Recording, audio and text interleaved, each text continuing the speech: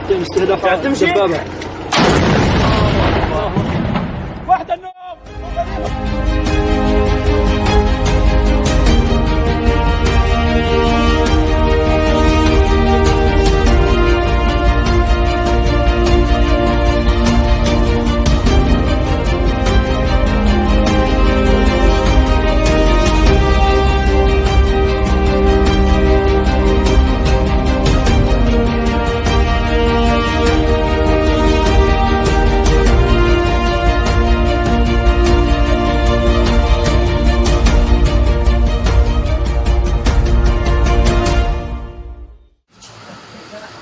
John Kamande sells coffin for a living out of a showroom that, until last year, was full of young life.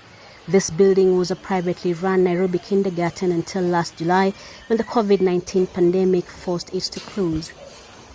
Corona pandemic, it's the one that made me to get this shop. Because the school was closed, there were no kids. Nearly 400 private schools were forced to close because of the pandemic, according to Kenya's Private School Association, affecting 56,000 students as the buildings were repurposed. Children at this former primary school are living with their families in what were classrooms after it was turned into rental housing.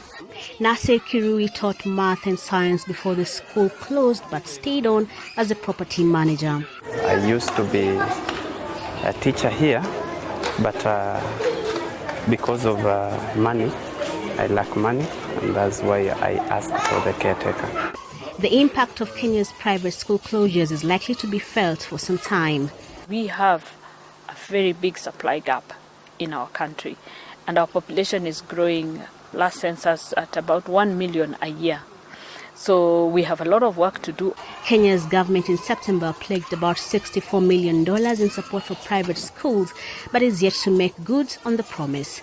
Brenda Mulinya for VOA News, Nairobi.